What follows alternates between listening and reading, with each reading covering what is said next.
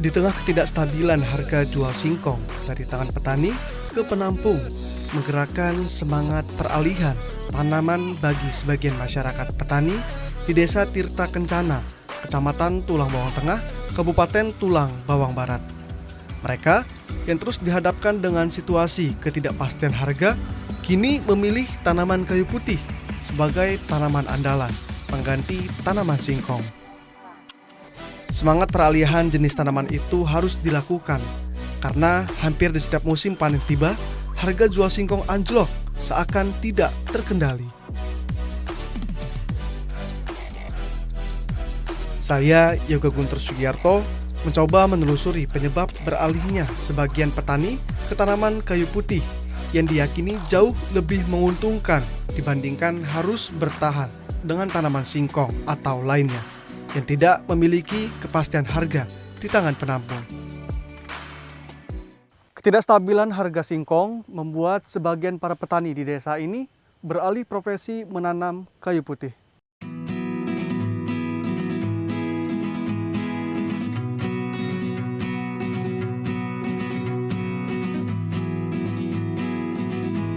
Panen perdana setelah 1 tahun 6 bulan menanti akhirnya dirasakan oleh petani.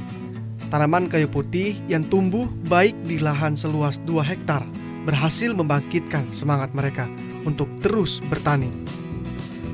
24 ton daun dari 5.000 batang kayu putih yang ditanam diperoleh mereka dengan harga beli yang ditawarkan dari pabrik pengolahan essential oil sebesar Rp1.000 per kilogramnya. Dengan harga tersebut, petani merasa sangat dihargai karena pembeli dari pihak Essential Oil datang langsung ke lokasi dan ikut menyaksikan aktivitas panen.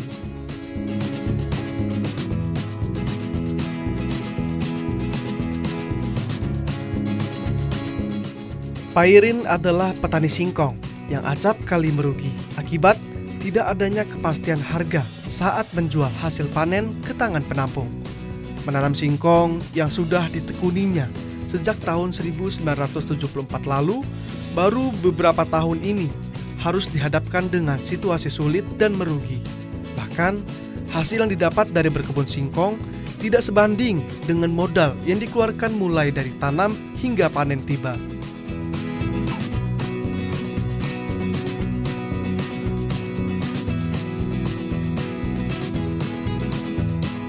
Pairin juga mengaku, dengan menanam kayu putih, ia kembali merasakan bertani yang sesungguhnya. Selain harga yang ditawarkan stabil, setelah panen perdana ini, di 6 dan 7 bulan ke depan tidak ada halangan. Ia kembali mendapatkan hasil panen yang diharapkan bisa lebih maksimal dari sebelumnya. Sementara dipilihnya tanaman kayu putih sebagai pengganti tanaman singkong karena sifat tanaman ini hanya ditanam sekali. Kemudian hingga puluhan tahun ke depan terus memetik hasil karena yang dibutuhkan pabrik essential oil adalah daun yang tumbuh di batang kayu putih.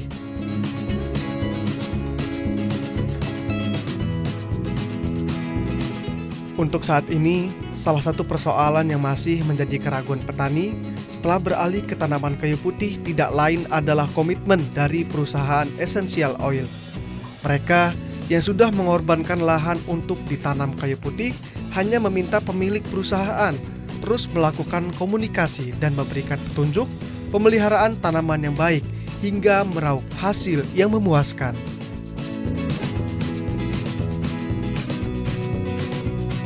Kita nanam singkong harganya hancur, terus nanam karet harganya hancur lagi. Nah, kita ada petunjuk dari Pak Yanto itu ada sesuatu usaha untuk nanam kayu putih ini. Nah, kayu putih inilah baru panen 1 kali ini, cuman kita belum tahu hasilnya apa yang kita jalani nanti. Ya mudah-mudahan dari pemerintah juga ada untuk menambah penghasilan kita, jadi bisa sama-sama lancar. Kalau kayu putih ini nanam sekali bisa sampai ke 20 tahun itu nunggu panen 6 bulan sekali bisa panen gitu. Cuman kalau kita nanam singkong satu kali panen udah mengeluarkan modal lagi untuk ngurus tanah, untuk beli pupuk gitu. Karena kalau ini bisa pupuk satu kali bisa panen 2 kali, 3 kali pupuk lagi gitu. Cuman kalau tenaga agak ringan, tapi ya itu yang jadi kendala sekarang ini cuma masih harga. Ya belum stabil. Lagi hari sekarang ini masih di 1 kilonya dikasih harga kurang lebihnya dari 1.000 perak. Kayu putih belum, cuman kalau singkong itu sekarang harganya semakin lama ini semakin murah. Lagi di pabrik itu terlalu potongannya itu persenannya terlalu gede gitu. Jadi kita ambil alih, coba-coba nanam kayu putih ini, barangkali ada peningkatan dari penghasilan petani kita itu. Kalau untuk bibit itu dari perusahaan dari Pak Eko itu ya statusnya kita belum paham betul. Kalau ceritanya dari Pak Yanto itu ini bibit ini ngangsur, tapi kita belum ada musyawarah yang pas gitu. Jadi kita masih, dia ada bibit, saya ada lahan, saya ngurus gitu. Kalau sekarang ini masih banyak yang ngurus karet, petani yang lain. Tapi kalau kita ini coba-coba lah gitu. Saya kira efektif, ya pertumbuhannya bagus di tempat kita ini. Cuman terkadang itu ada kendala sedikit, itu terlambat panen gitu. Yaudah Pak, kalau gitu Bapak silakan lanjutkan pekerjaannya. Yoga pamit dulu untuk ngeliat-liat yang lain ya. Oh iya. Ya, makasih banyak Pak ya. Maaf udah ganggu. Ya. Mari Pak. Mari.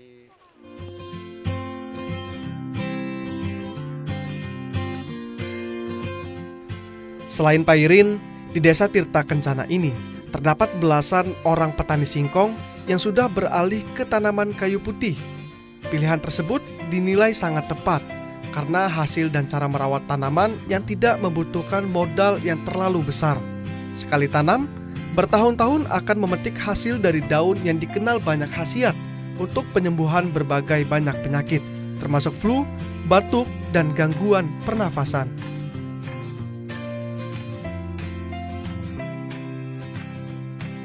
Sesuai informasi yang disampaikan oleh Pak Irin, saya kemudian mencoba menghampiri salah seorang petani singkong yang kabarnya mengeluhkan anjloknya harga jual saat musim panen tiba.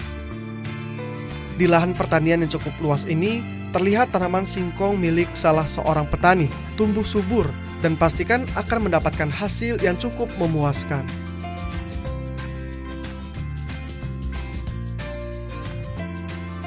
Adalah Ismail, petani singkong yang memilih bertahan lantaran belum memiliki modal yang memadai untuk beralih ke tanaman kayu putih. Sikap pasrah terhadap situasi itu terpaksa dihadapi karena terhitung sejak awal tanam hingga tumbuh dengan ketinggian 1 meter ini, ia telah mengeluarkan modal yang cukup besar. Namun, Ismail tetap optimis hasil dari tanaman yang ditanamnya ini kelak mendapatkan hasil yang memuaskan dengan harga yang sesuai dengan harapan petani.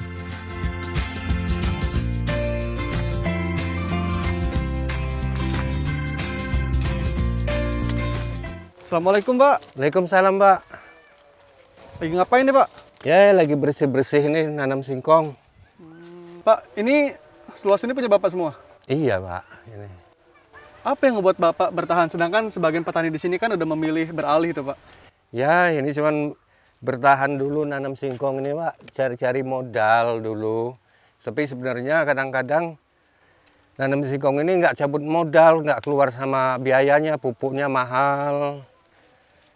Ya hasilnya kadang-kadang nggak sesuai kalau nggak dipupuk habis sama untuk beli pupuk. Sebenarnya mau ngikut teman-teman itu yang nanam kayu putih, cuman kami masih mau cari modal Pak.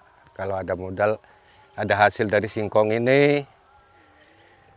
Sebenarnya kendalanya apa sih Pak sehingga petani sini beralih semua Pak? Ya karena singkong sekarang ini nggak sesuai sama penjualan. Harga tenaga lebih mahal, harga singkong ya gitu-gitu aja, potongannya gede, harga pupuk melonjak mahal semua. Kalau penjualannya nggak susah, Pak, di mana-mana ada, cuman ya nggak sesuainya itu, sama potongannya gede, sekarang diambil acinya, jadi kadar airnya, cuman biaya ininya banyak gitu, Pak. Ya karena itu pupuk mahal, kalau nggak dipupuk dia nggak berisi.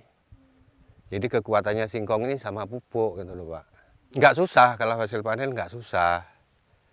Cuman kami ingin berubah nanti pindah ke kayu putih juga kalau udah ini, cuman nunggu sama teman-teman itu. Iya, udah lama, tapi bagaimana lagi ini. Kalau nggak ditanam singkong ya bongkor, mau ganti tanaman lain, modal belum ada. Ya lebih tertarik kami lihat kayu putih itu karena kayaknya modalnya itu sekali, udah itu nggak nanam lagi, udah panen aja. Kalau singkong ini kan kalau habis cabut ya pakai modal lagi, dibajak, nanam lagi, dimudahin lagi. Ya mau belajar dulu nanti sama teman-teman yang udah nanam kayak Mas Yanto, Pak Pairin. Jadi kami belajar sama dia orang dulu kalau udah ada modal. Pak, katanya Bapak punya kebun karet juga, Pak? Ya ada, itu di sebelah itu. Ya udah, kalau gitu boleh kita jalan-jalan ke sana, Pak ya? Oke.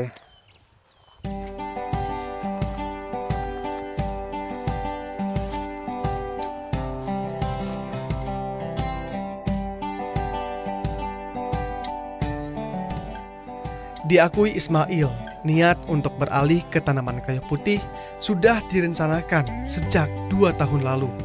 Namun, karena ada hal lain yang masih menjadi pertimbangan, untuk sementara ia tetap bertahan dengan tanaman singkong. Dilihat dari hasil panen kayu putih yang tanamannya tidak jauh dari kebun singkong miliknya, secara tidak langsung menambah besar niat baiknya untuk beralih ke tanaman lain. Penanam kayu putih, selain bibitnya yang mudah didapat, menjual hasil panen pun tidak perlu mencari pembeli, karena sejak awal tanam sudah mendapatkan tawaran dari pabrik pengolah minyak Essential Oil yang beralamatkan di Bandar Jaya, Lampung Tengah.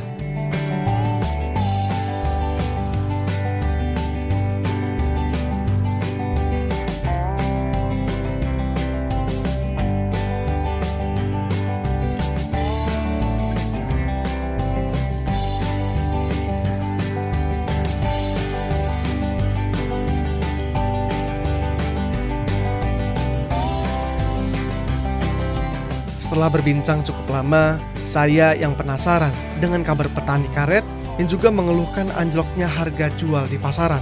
Kemudian mengajak Ismail untuk melihat tanaman karet di kebun miliknya.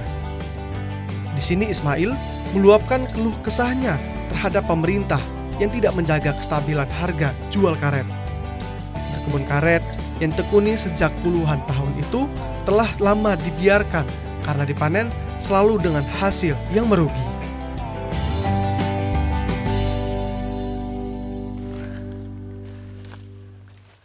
Nah, Pak, ini udah umur berapa tahun, Pak? Kayaknya udah besar-besar juga, Pak. Ini ya sekitar udah 20-an tahun, Pak. 20 tahunan, Pak ya? Iya.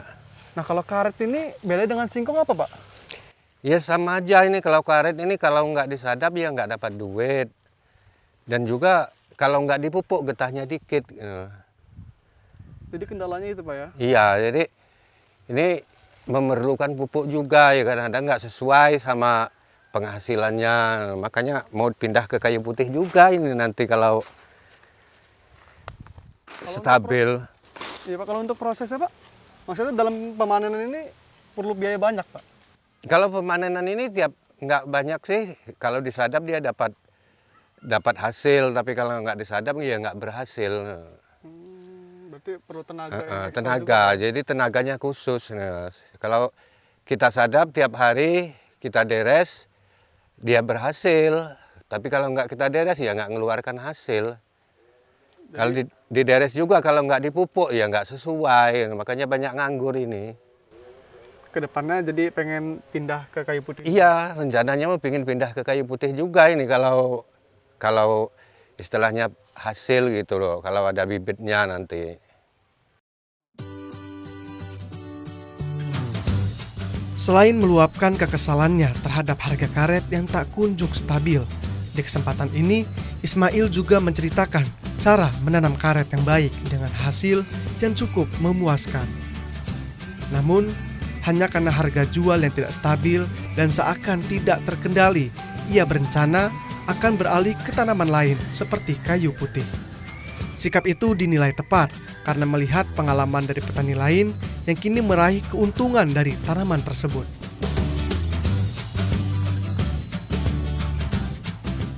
Luas juga Pak ya? Iya, lumayan lah. Cuman nggak ada yang kerja ini. Ini luasnya berapa hektar Pak? Ya, di daerah sini sekitar 2,5 hektar. 2 hektar setengah. Iya. Nah, sedangkan sekarang terkendala tenaganya Pak. Iya, tenaganya karena yang kerja itu nggak menghasilkan, jadi banyak yang nggak disadap ini. Bener sih. Sedangkan kalau Iya. kita sadap, ya mau dapat duit dari mana ya? Iya, kalau nggak disadap dia nggak dapat duit. Makanya pingin pindah ke kayu putih itu. Kalau kayu putih kan sekali tanam, dia 6 bulan sekali menghasilkan. Jadi tenaga itu nggak tiap hari. Kalau karet ini tiap hari, Mas. Kalau untuk karet ini proses panennya berapa bulan sih Pak? Terus nggak ada bulanan. Oh nggak ada bulanan. Nggak Selama ada. di deres dia langsung menghasilkan. Selama di deres dia menghasilkan. Tapi kalau nggak di deres ya setahun nggak ada hasil. Kalau untuk masa umur pohonnya Pak? Ya nggak ada waktunya, 20, 25 ditebang. Kadang-kadang 10 tahun juga kalau nggak ada yang kerja ya ditebang. Cuman dari pupuk tadi Pak ya. Kalau Iya. nggak dipupuk, getahnya sedikit. Sedikit. Ya.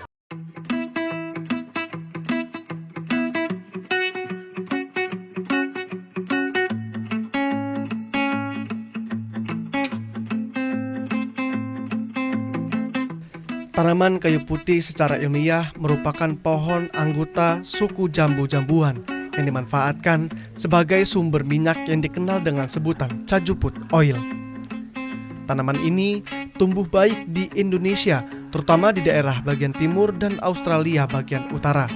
Tumbuhan yang menghasilkan minyak ini pada dasarnya merupakan tanaman yang tidak sulit dalam pemeliharaannya, terlebih di daerah dengan musim kemarau yang jelas.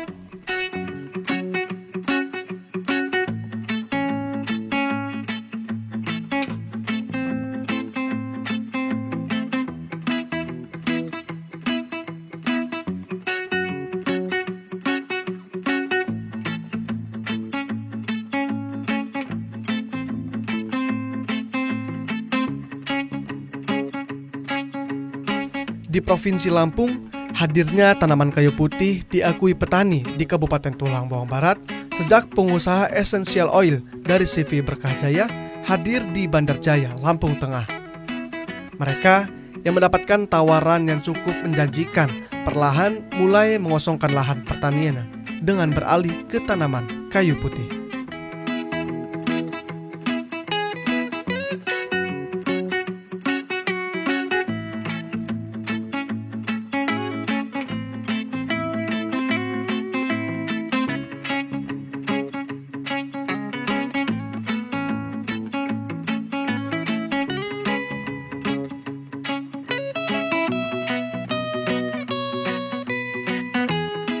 Kendati terbilang mudah dalam pemeliharaannya, para petani juga mengakui untuk beralih ke tanaman kayu putih ini sebelumnya mereka memiliki sedikit keraguan, ditambah dengan belum adanya pengalaman.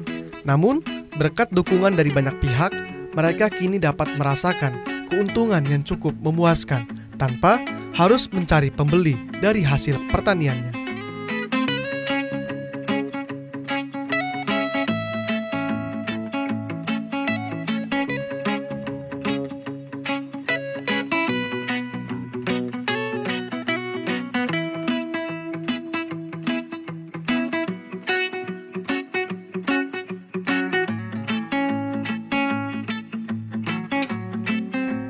Terhitung dari menyiapkan bibit tanaman hingga proses tanam, para petani di desa ini mendapat bantuan dari pemilik perusahaan Essential Oil. Setelah ditanam, mereka diberikan arahan serta petunjuk pemeliharaan hingga tanaman yang ditanam tumbuh maksimal sesuai yang diharapkan.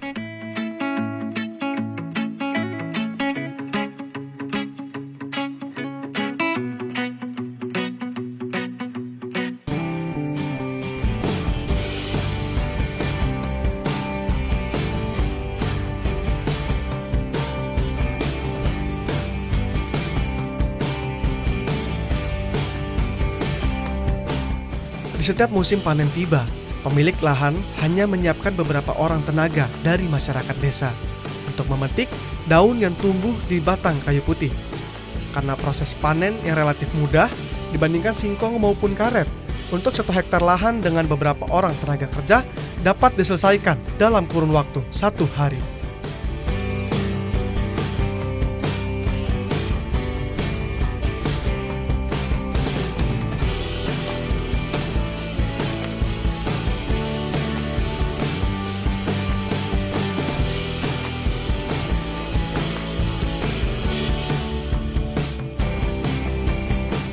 Begitu proses panen selesai, hasil panen yang sudah dimasukkan ke dalam karung ini kemudian dikumpulkan di satu titik lokasi untuk mempermudah proses penimbangan.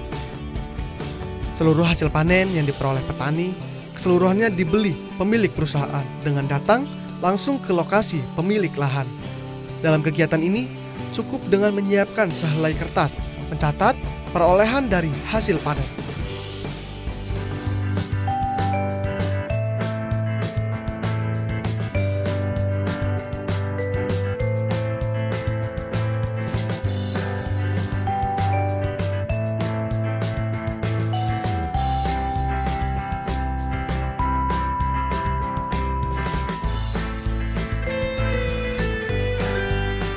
Selain di Kabupaten Tulang Bawang Barat, peralihan tanaman dari singkong maupun karet ke kayu putih juga dilakukan banyak petani di Kabupaten Lampung Tengah, Lampung Timur, Waikanan, Lampung Utara, Tulang Bawang, dan Lampung Selatan. Rata-rata di antara mereka memilih untuk beralih ke tanaman kayu putih, tidak lain lantaran anjloknya harga jual singkong dan karet saat musim panen tiba. Sementara tanaman kayu putih yang ditanami mereka saat ini mendapat jaminan harga dari perusahaan Essential Oil di bawah naungan CV Berkah Jaya dari Kabupaten Lampung Tengah.